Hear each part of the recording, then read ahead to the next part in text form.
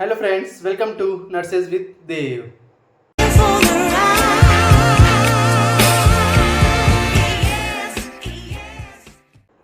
So welcome to day 2 of learning OBG with Devraj. हम लोग अभी तक स्टडी किए थे इंट्रोडक्शन।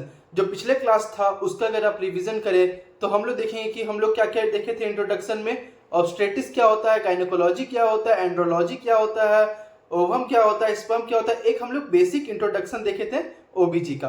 तो आज सेकेंड क्लास है, तो आज सेकेंड क्लास में हम लोग पढ़ेंगे फीमेल रिप्रोडक्टिव सिस्टम। ये फीमेल रिप्रोडक्टिव सिस्टम को हम लोग बहुत ही डिटेल्स वे में पढ़ेंगे। फीमेल रिप्रोडक्टिव सिस्टम के एक एक पार्ट्स पढ़ेंगे और सारे पार्ट्स का यूजेस क्या है वो सब पढ़ेंगे। और हम लोग देखेंगे कि सारे पार्ट्स में क्या उसका लेंथ क्या है, उसका विड्थ क्या है, क्या क्या उसमें डिसऑर्डर्स आ सकते हैं, क्या क्या उसका नॉर्मेलिटी है, क्या क्या एबनॉर्मेलिटी है, सारे कुछ हम लोग कवर करने वाले हैं इस सेशन में। ठीक है, तो आज हम लोग फर्स्ट ऑफ ऑल देखेंगे कि फीमेल रिप्रोडक्टिव सिस्टम होता क्या है। अगर हम लोग फीमेल रिप्रोडक्टिव सिस्टम को डिफाइन करेंगे तो कैसे डिफाइन कर सकते हैं, आप सोच के देखिए। पहले मैंने कहा है कि हम लोग जीरो लेवल से लेकर टफेस्ट लेवल तक जाएंगे। तो अगर हम लोग फीमेल रिप्रोडक्टिव सिस्टम को अगर हम लोग डिफाइन करना चाहे, क्योंकि कोई भी अगर हम लोग जो टॉपिक पढ़ेंगे पहले उसका डेफिनेशन जानेंगे कि उसका असली मतलब होता क्या है। ठीक है, तो फीमेल रिप्रोडक्टिव सिस्टम को हम लोग ऐसे डिफाइन कर सकते हैं कि एक ऐसा ऑर्गन है ह्यूमन बॉडी का और या फीमेल बॉडी का एक ऐसा ऑर्गन है जो कि रिलेटेड होता है first of all coitus act से, सेकेंड ओवम का डेवलपमेंट से। फीमेल रिप्रोडक्टिव सिस्टम में ही ह्यूमन एग जिसको ओवम बोला जाता है वो डेवलपमेंट होता है फीमेल रिप्रोडक्टिव सिस्टम में, और उसका कौन सा पार्ट में होता है, ओवरी में।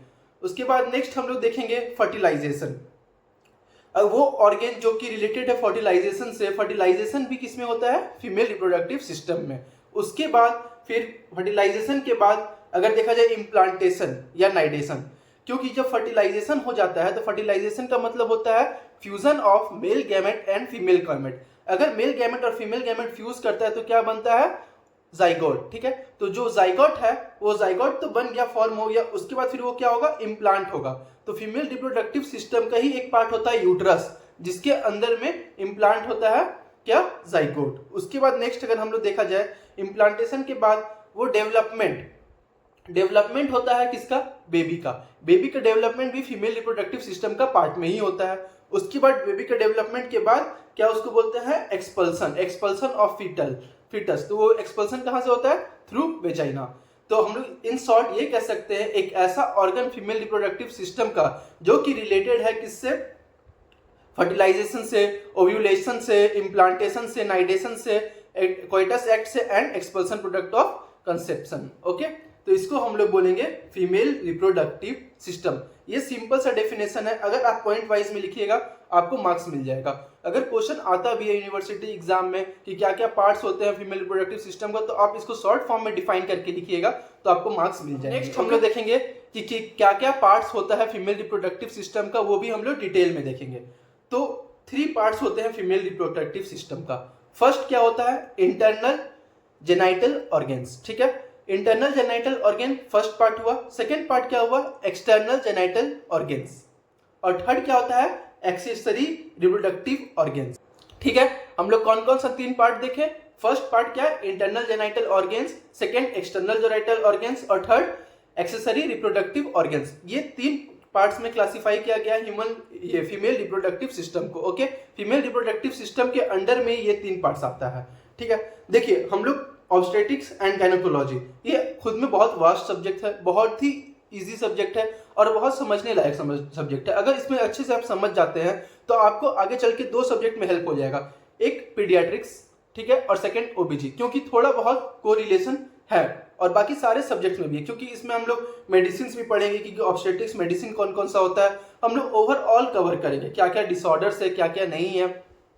ठीक है, तो हम लोग फर्स्ट ऑफ ऑल पिछला क्लास में जैसे मैंने बताया था क्या कि ऑब्स्टेटिक्स का डेफिनेशन क्या है, गायनेकोलॉजी का डेफिनेशन क्या है, एंड्रोलॉजी क्या होता है, स्पर्म क्या होता है, ओवम क्या होता है। ठीक है, उसी तरह से उसको ही कंटिन्यू करते हुए हम लोग फीमेल रिप्रोडक्टिव सिस्टम पे आए हैं सेकंड क्लास में, और इस क्लास में हम लोग फीमेल रिप्रोडक्टिव सिस्टम के बारे में इलेबोरेट करके जानेंगे। ठीक है, जैसे बता दिया। अब फीमेल रिप्रोडक्टिव सिस्टम का कौन कौन सा पार्ट बताए, 3। First internal genital organs, second external genital organ, third accessory reproductive organs. Okay, अब हम लोग इसको तीनों जो क्लासिफाई हुआ उसको इलेबोरेट करते हैं। ठीक है, first of all internal genital organs. तो हम लोग देख रहे थे इंटरनल ऑर्गन्स के बारे में, ठीक है। तो टोटल 4 इंटरनल जेनाइटल ऑर्गन्स होते हैं। फर्स्ट ऑफ ऑल क्या बोलते थे, vagina, second fallopian tube, third uterus and fourth ovary. Okay, आइए हम लोग अब इसको भी डिटेल्स में पढ़ेंगे कि वजाइना क्या होता है, फैलोपियन ट्यूब क्या होता है, यूट्रस क्या होता है एंड ओवेरी क्या होता है और इसका पर्पस क्या है। ओके, तो first of all vagina, vagina एक कनेक्शन बताए थे किसके बीच में, सर्विक्स एंड वल्वा के बीच में। ओके, तो वजाइना के बारे में हम लोग जानेंगे कि ये जो है पहला किस चीज से बना हुआ है, स्ट्रेटिफाइड स्क्वामस एपिथेलियम सेल। ये एक तरह का सेल होता है, ठीक है, इससे बना हुआ है क्या, वजाइना। सेकेंड पॉइंट इसका क्या है, ये बना हुआ है फाइब्रोमस्कुलर मेम्ब्रेनस शीथ। ओके, ये एक तरह का शीथ होता है सेल्स के ऊपर टिश्यू, उसको हम लोग क्या बोलते हैं, fibromuscular membranes sheath. Okay, third point क्या बताए, ये एक कनेक्शन है किसके किसके बीच में, वल्वा एंड क्या, सर्विक्स। ओके, तो सर्विक्स और वल्वा के बीच में एक कनेक्शन है, उसको हम लोग बोलते हैं वजाइना। ओके, वल्वा किसको बोलेंगे, आप लोग सोच रहे होंगे कि सर वल्वा क्या है, वल्वा एक नया नाम है।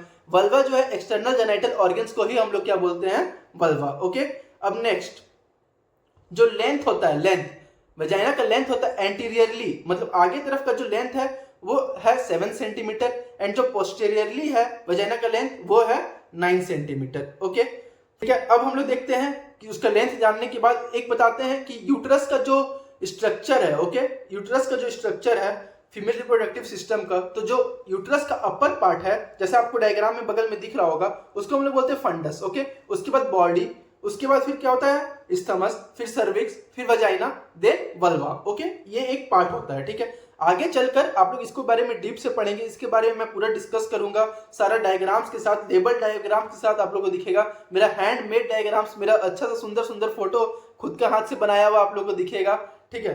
मजाक मत उड़ाइएगा क्योंकि मेरे को उतना अच्छा ड्राइंग नहीं आता, बट फिर भी मैंने कोशिश किया है, आप लोग को समझा दूंगा, उतना अच्छा तो आर्टिस्ट हूँ ही। जो एंगल होता है वजाइना का हॉरिजेंटली, अगर कोई फीमेल खड़ी है, ठीक है, तो एंगल जो बनता है हॉरिजेंटल, ठीक है, वजाइना का इरेक्ट पोस्चर में वो क्या रहता है, 45 डिग्री। ओके, ये इंटरनल ऑर्गन्स है, इस वजह से इसका एंगल हम लोग को पता करना है। इसका एंगल क्वेश्चन आया हुआ है, ठीक है, एंगल से क्वेश्चन आया हुआ है, उसका पार्ट से क्वेश्चन आया हुआ है। ओके, और ये भी क्वेश्चन आया हुआ है कि connection between cervix and vulva is known as, ये सिंपल सा क्वेश्चन था लेकिन बहुत लोग उसको सही करके नहीं आ पाते हैं। ओके, अब नेक्स्ट जो एंगल था वो एंगल कितना है, 45 डिग्री। अब नेक्स्ट पीएच। ओके, पीएच पता है आप लोग को, ठीक है ना। पीएच से क्या पता चलता है कि कोई भी मटेरियल एसिडिक है या अल्कलाइन है, ठीक है। 7 से कम रहने पे क्या होता है, वो एसिडिक होता है, और उसके अबव रहने पे वो होता है बेसिक, और 7 रहने पे क्या होता है, न्यूट्रल। ओके, तो जो वजाइना का पीएच होता है वो 3.8 से लेकर 4.5 तक होता है, मतलब अगर ये 7 से कम है तो वजाइना का पीएच क्या हुआ, एसिडिक। लेकिन ये एसिडिक जो मीडियम है, ये एसिडिक कब कब रहता है, बस रिप्रोडक्टिव पीरियड में। तो जो रिप्रोडक्टिव एज रहता है वुमेन का, वो रहता है 15 ईयर्स से लेकर 49 ईयर्स तक। हम लोग नॉर्मल रेंज लेते हैं, हर बुक्स में आपको अलग अलग मिलेंगे, बट हम लोग अगर बेस्ट जाने, एक बेस्ट रेंज ले सके तो 15 ईयर्स से लेकर 49 ईयर्स हम लोग रिप्रोडक्टिव एज बोलते हैं। उस एज में जो पीएच रहता है वजाइना का वो रहता है एसिडिक, 3.8 से लेकर 4.5। अब पूछेंगे सर अगर रिप्रोडक्टिव एज में रहता है तो फिर 15 ईयर्स से पहले और 49 ईयर्स के बाद में क्या होता होगा। हाँ, वेरी गुड क्वेश्चन। अगर उसके बाद देखा जाए तो वो न्यूट्रल रहता है। ओके, पीएच जो होता है वो न्यूट्रल होता है। और अगर ऑप्शंस में अगर आपको न्यूट्रल नहीं दिया हुआ है तो हम लोग पहले तो फर्स्ट प्रायोरिटी न्यूट्रल देखेंगे, अगर नहीं दिया हुआ है तो हम लोग देखेंगे अल्कलाइन। ओके, तो हम लोग पीएच में क्या जाने, जो वजाइना का पीएच होता है वो एसिडिक मीडियम रहता है, कब तक, जब तक रिप्रोडक्टिव एज रहता है 15 ईयर्स से लेकर 49 ईयर्स तक। उससे पहले 15 ईयर्स से पहले और 49 ईयर्स के बाद अगर देखा जाए तो वो न्यूट्रल रहता है। ओके, और अगर न्यूट्रल भी ऑप्शन में नहीं है तो क्या होगा, अल्कलाइन। समझ में आया। अब देखिए, आप तो बोल दिए कि सर पीएच एसिडिक रहता है, लेकिन एसिडिक क्यों रहता है, ठीक है। तो एसिडिक मीडियम है, जो एसिडिक पीएच मीडियम है वो वजाइना का वो मेंटेन करता है एक बैक्टीरिया जो कि रिप्रोडक्टिव एज में पाया जाता है, वो नॉर्मल फ्लोरा बोला जाता है वजाइना का। उस बैक्टीरिया का नाम है डॉर्डरलिनी बैसिली। ओके, ये बैक्टीरिया जो है लैक्टोबैसिलस स्पीसीज का बैक्टीरिया है, ठीक है। ये बैक्टीरिया प्रेजेंट रहता है डॉर्डरलिनी बैसिली, जिस वजह से एसिडिक मीडियम रहता है। आप बोले ये क्या बात हुआ, अगर बैक्टीरिया प्रेजेंट है तो वो उसमें एसिडिक ही मीडियम रहेगा, ऐसा क्यों। वेरी गुड, मैं इसके आंसर बताता हूँ, ठीक है। जो डॉर्डेलिनी बैसिली बैक्टीरिया होता है, ओके, वो क्या करता है, वो ग्लाइकोजन प्रेजेंट रहता है वजाइना में, ठीक है, उसको वो कंज्यूम करता है और क्या करता है उसके बाद लैक्टिक एसिड को प्रोड्यूस करता है, और लैक्टिक एसिड प्रोड्यूस होने की वजह से उसका जो फ्लोरा जो होता है डॉर्डेलिनी बैसिली वो प्रोड्यूस करता है लैक्टिक एसिड, और वो क्या कंज्यूम करके ग्लाइकोजन जो कि प्रेजेंट कहाँ रहता है वजाइना में, जिस वजह से उसका मीडियम एसिडिक हो जाता है। अब समझ में आया उसका pH 3.8 से 4.5 होने का रहस्य कि क्यों होता है वजाइना में pH 3.8 से लेकर 4.5 तक, ओके। तो ये था फर्स्ट इंटरनल जेनिटल ऑर्गन किया वजाइना। अभी हम लोग को 3 जेनिटल ऑर्गन्स और पढ़ना है जो कि इंटरनल जेनिटल ऑर्गन्स के अंदर में आता है। क्या क्या? फैलोपियन ट्यूब, ओवरी एंड तीसरा क्या था? Uterus, okay. मैं इतना बार बोलूंगा कि आप लोग सुन के आप लोग को याद हो जाएगा। अभी तक तो आप लोग को याद हो गया होगा कि इंटरनल जेनिटल ऑर्गन में 4 ऑर्गन रहते हैं, vagina, fallopian tube, uterus and ovary. और टोटल फीमेल रिप्रोडक्टिव सिस्टम में कितने पार्ट्स है? 3 पार्ट्स। पहला internal genital organ, second external genital organ और थर्ड क्या है? Accessory reproductive organs, okay. तीनों को हम लोग कवर करेंगे फुल डिटेल्स में। आप लोग को नोट्स, मेरा खुद का बनाया हुआ डायग्राम्स, खुद का बनाया हुआ नोट्स आप लोग को अवेलेबल है। आप लोग को साथ साथ में नोट रिवाइज करना है, नोट डाउन करना है, की पॉइंट्स बनाना है। मैंने जैसे जैसा बताया है आप लोग उसको फॉलो करते जाइए, की पॉइंट्स बनाते जाइए, रिवाइज करते जाइए, पिछले क्लास को देखते जाइए एक बार, और उसके बाद बस उतना आप लोगों को करना है। आप लोग का ओबीजी 2 मंथ्स के अंदर मैं कोशिश करूंगा कि आप लोग को ऑन द फिंगर टिप्स कर दे, ऑन द लिप्स कर दे। आप लोग से अगर कोई भी क्वेश्चन पूछा जाए पूरा ओबीजी में तो आप लोग आंसर कर पाए, इसका मैं कोशिश करूंगा। और ये गारंटी है अगर आपने इसको पॉइंट बाई पॉइंट लिख दिया तो आपका कंफर्म, जो अगर आप लोग का यूनिवर्सिटी एग्जाम है, अगर उसमें पॉइंट बाई पॉइंट और इतने ही डायग्राम, छोटे मोटे डायग्राम्स डिनोट करके लिख दिए तो आप लोग कंफर्म डिस्टिंक्शन आने वाला है ओबीजी सब्जेक्ट में, ओके। और मैं आगे बताऊंगा कि कैसे पेपर को अप्रोच करते हैं, कैसे क्या करते हैं, ओके। अभी तक हम लोग पढ़ लिए क्या? फीमेल रिप्रोडक्टिव सिस्टम का कुछ पार्ट्स, ओके। अब नेक्स्ट क्लासेस में हम लोग उसको कंटिन्यू करते रहेंगे, ठीक है। और फिलहाल इस क्लास में मैं अपना इंट्रोडक्शन दे देता हूँ। मेरा नाम देवराज है, मैं झारखंड से बिलोंग करता हूँ और फिलहाल एक कॉलेज में ट्यूटर हूँ, ओके। और साथ साथ में मैं क्लासेस भी करवाते रहता हूँ, ओके। तो अगर कोई भी डाउट है कमेंट सेक्शन में डालिए, बेझिझक होकर डालिए। और ये जो ओबीजी सब्जेक्ट्स है, मैं दूसरे सब्जेक्ट्स में भी आऊँगा, बट पहले ओबीजी कंप्लीट करते हैं। कोई भी डाउट हो कमेंट बॉक्स में डालिए, ओके। ओके, फिर थैंक यू, सी यू।